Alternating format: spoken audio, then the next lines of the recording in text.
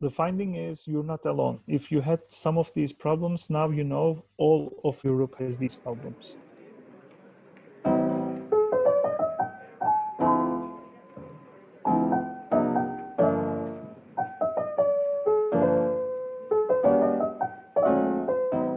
I want to make 2 points. One is youth is affected from pandemic, and second is youth work is affected from pandemic. Youth work, Ray findings are very informative. Budget is gone. Youth organizations are affected very badly. Some of the organizations, you will find the statistics around Europe, lost more than 50% of their budget for their next year, operational budget. The municipalities lost a lot of budget as well. So youth centers are also in bad condition. Learning mobility organizations also is super lost. So money, finances, budget is gone. That's a serious issue. Youth work is affected on the issue of the biggest force, again, the social capital and networks. I would bring it, the social capital of youth organizations are being destroyed.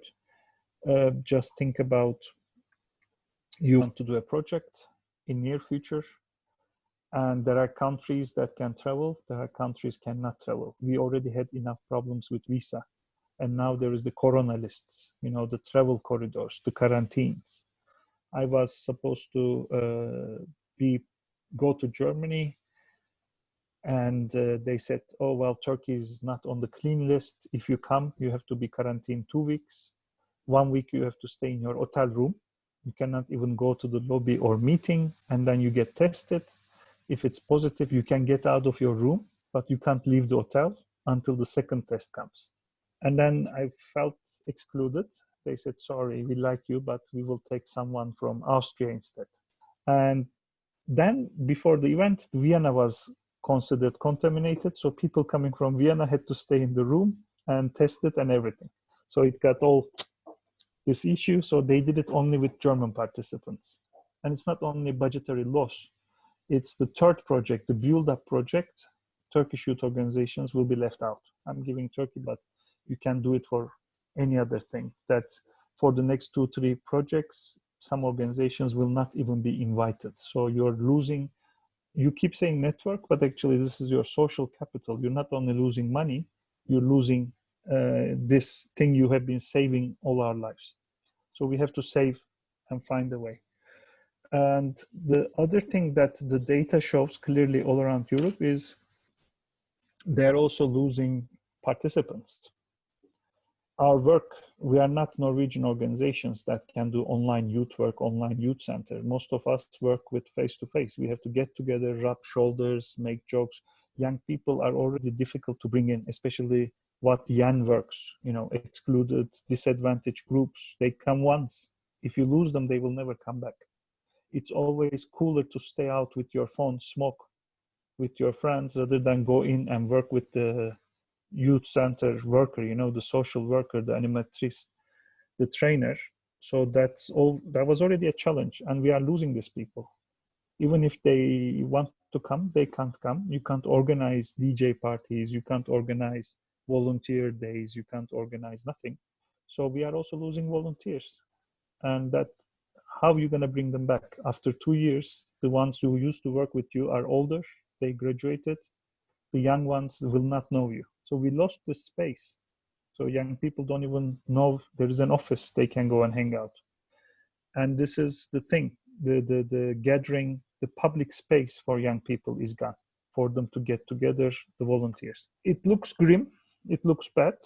And the finding is you're not alone. If you had some of these problems, now you know all of Europe has these problems. This is the reality of Europe. This is not your organization is bad managed. This is not your country has a bad culture or your country is poorer or richer. This is a European problem. International organizations like Jan are facing it.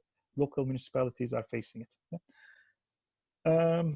Just to add one thing, when you combine this budget, social capital, and volunteer together, for some countries, this is the culmination is further bad news.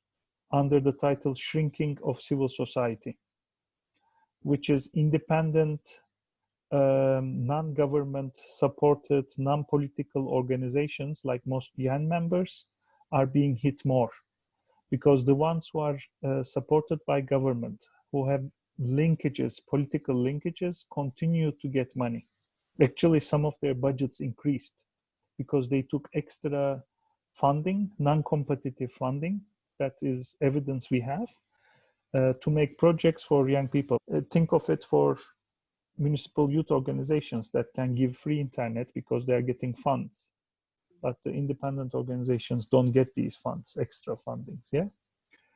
So they will keep functioning, but we estimate, we predict that the shrinking of civil society in certain countries, like certain countries, will get worse because the independent free organizations will get hit, but the government funded ones, political funded ones, religious affiliation ones will strive because they can fundraise and they will be protected. That's not always good news. What's next then? What do I offer as a way out?